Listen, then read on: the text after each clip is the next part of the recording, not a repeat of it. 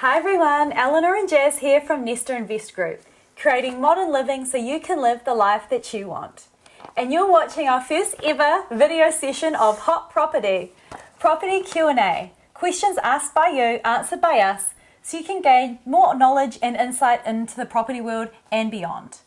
So for our first video session, what perfect timing with 2020, we wanted to really talk about goal setting and share with you some of our tips and techniques to really smash out your goals for this year and achieve things beyond your even wildest dreams.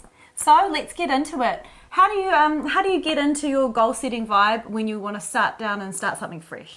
So first of all, I start off with getting some A1 or A2 size sheets of paper, and I take pictures or find pictures of everything that I like. So that can range from cars to homes to pretty much bottle of whiskies to anything. So it can be long-term, short-term, anything.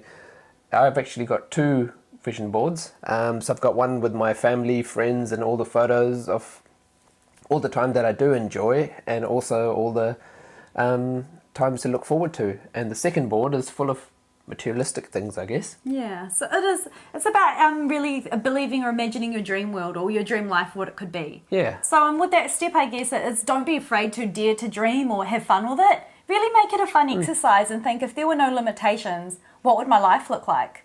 Start from the top, I guess, eh? Yeah, that's it. So after you've done your vision board, then what would you do to really narrow down to make things achievable? So after that, I write all my goals down. So that's pretty much the bigger picture goals. Write them all down, put a date next to them. That's the next step for me. So and that does kind of help, even if you thought of maybe property, for example, like if one of your goals was to buy your first home, putting a date beside it really does help, right? Yeah, it just makes it real. All of a sudden you're under the pump, I guess. What would be a realistic, timeline, say if you did want to buy your first home? What would you put down by a date?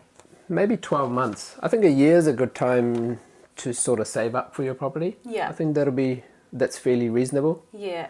And that gives us enough time to look for a property as well. And I think, for example, just as that example, putting a date beside it just makes it more realistic. Like it could happen, and it makes you start thinking about how or what do I need to do or achieve to get closer to that goal. Yeah, I guess your brain just triggers. Something triggers in your brain, I guess. Say you've set that date. I want to buy my first house by the end of 2020. That can seem a bit daunting. So then would you say, I would recommend at least breaking it down into smaller goals from that? Yeah, so what I need to do to achieve those goals. So, for example, one example would be get rid of credit card debt. I guess I've told that to a couple of my friends and family members, saying you can't buy a house, or it'll be tougher to buy a house till you get rid of this credit card debt of yours. So that's just one example. Yeah, and it's about being, I guess in that step it would be, perhaps a sub-step is, credit cards or checking in on your finances. Yeah, that's a sub-step would be part of that, or maybe another sub-step would be visiting a mortgage broker. Yeah. I guess once you've got your goal written down, then the next step is, what do I need to achieve these goals? So that can be a weekly target, monthly target, And you can call these mini goals, or you could just call them action steps or targets. But, everything that you do should draw back to that goal that you wanted, that you've set a date by. Yep. So you know what you're working towards. So how often would you check in your goals? So my goals, I check in so I do it at the end of every financial year. So that's one definite for me. End of the year, when I've got some time to sit down and relax, and I just go through and say, hey, I achieved these, or I didn't achieve these, and what were the reasons? Mm-hmm. And also because I do development, after every development I go, okay, did I achieve the goal that I was looking forward to?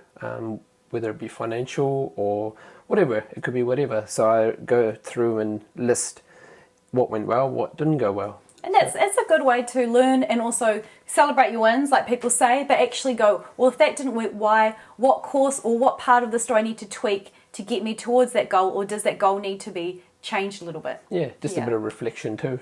Yeah, absolutely. So our quick tips on goal setting: set your vision board, dream big, create some goals, put some times by those goals so you're a little bit more accountable.